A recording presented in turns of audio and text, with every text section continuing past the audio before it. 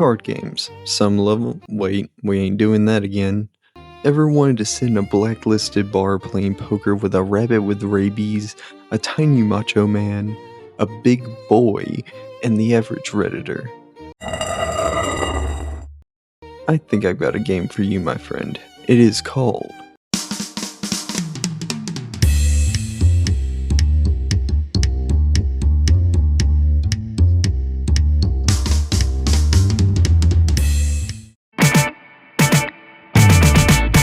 Poker Night at the Inventory is a poker game that was released on November 22nd, 2010, developed by Telltale Games, best known for their Walking Dead Telltale series.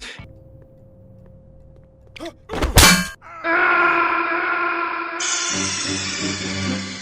wrong? Snake! Snake! And The Wolf Among Us, plus quite a bit of other games. The game was delisted back in 2019, the year after Poker Night 2 was taken down in 2018. It then came back this year on March 5th, 2026, this time by Skunk Ape Games.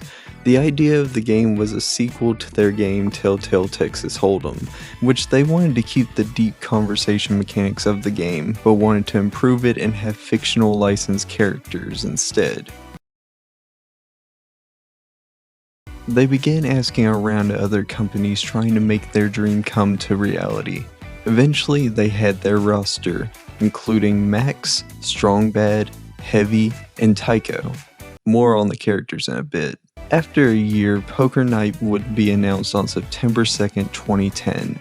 Now let us take a gamble and see where this game takes us, starting with the gameplay.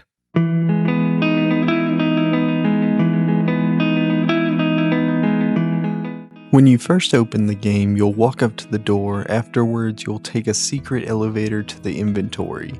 Once inside, you are greeted by this fine gentleman who tells you a bit of the history of why and how the club was made.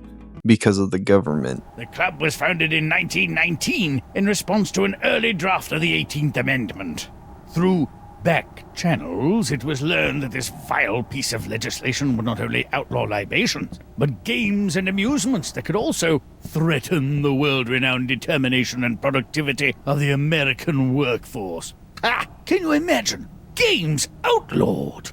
Nevertheless, this club has been here in secret ever since, just in case those in charge get another bee in their bonnet. After a brief history lesson, we are brought to our table, where we have 4 competitors being the 4 mentioned previously.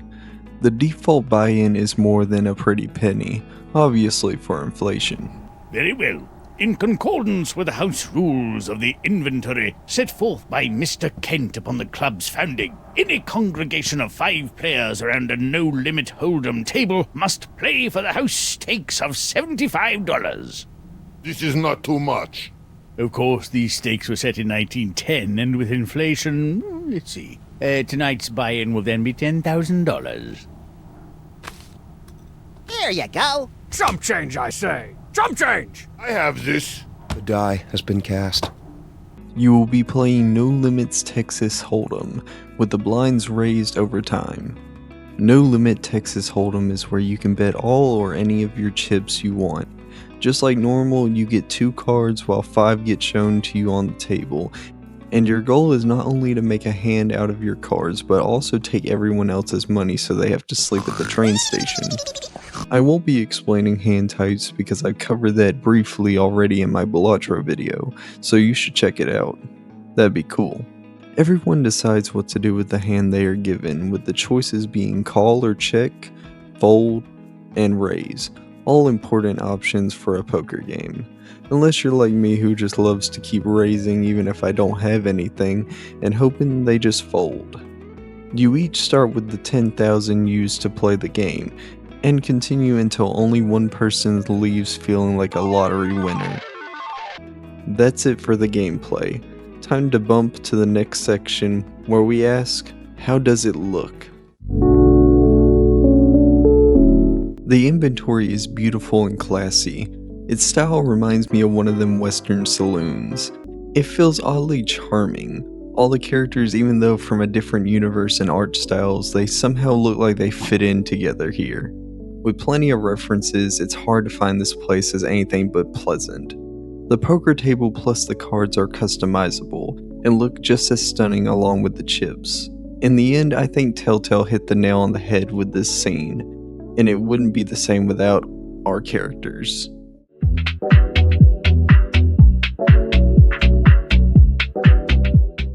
I think the cast was pretty good. Everyone feels unique with their own personalities and thought process. Beat me once, shame on me. Beat me twice, also shame on me. Beat me 3 times, I am sent to my death. You got Max from Sam & Max, the comics of the same name.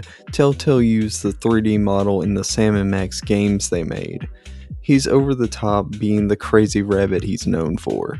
Oh, reminds me of the time I played checkers with Super Ball in the Oval Office with a board made of suspiciously human-looking bone. Huh? Then you've got Strong Bad, which is a character I didn't know much about until playing this game. Strong Bad is from a web series called Homestar Runner. He acts like he's the coolest, but when you beat him, he's a real crybaby about it. Cheat! You are the cheat! Strongbad has been eliminated from play. Later, cheaters!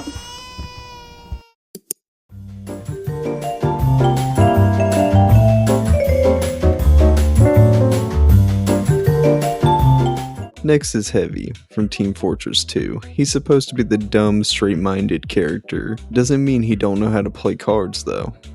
Lastly, we got Tycho, from the Penny Arcade webcomic. He's a very bitter, sarcastic trash can. They all work well together in this environment. Sometimes one of them may not have the cash on them at the moment, so if they don't, they'll use a unique buy-in. Max having a pistol and badge, Strong Bad having his snazzy shades, Heavy with his minigun, and Tycho a watch. You would bet a watch, wouldn't you? You can obtain these items by being the one to knock them out. Has been eliminated from play. Enjoy! Don't put your mouth on that, though. I can't speak to its cleanliness. Which then will give you a special award after obtaining. During the game, you'll hear them talking to you and each other. This moves us along to the dialogue. Alright, I'm blowing this popsicle stand! For the most part, the dialogue is good. It helps to flesh out these guys, with all of them having funny banter with each other, sometimes with topics not even related to the game. Hey dork, hey dork, hey dork. I assume you're talking to me? You know it. What sort of chintzy setup do you have at home? Well, I built my desktop. It's pretty nice. I've got, let's see. Yeah, I hate you, whatever. I've got like a 500cc super core Compay with like a tetrabat of graphics and all the bells and whistles. Actually, the entire computer is made out of bells and whistles. So it's completely custom. Yeah. And those bells and whistles are made out of flutes and oboes. It's okay to be jealous of my style. I'll keep that in mind. They can also reference each other's worlds. I will say after a while of playing, some lines get very annoying. I swear if I have to listen to Max talk about how his cards smell like detritus, or Heavy talk about baby men. All in all, the voice work is good. And I like how they can play off of each other while still being original. That takes a lot of skill to get right, and they nailed it. With everything covered, it's time to wrap it up by asking the simple question: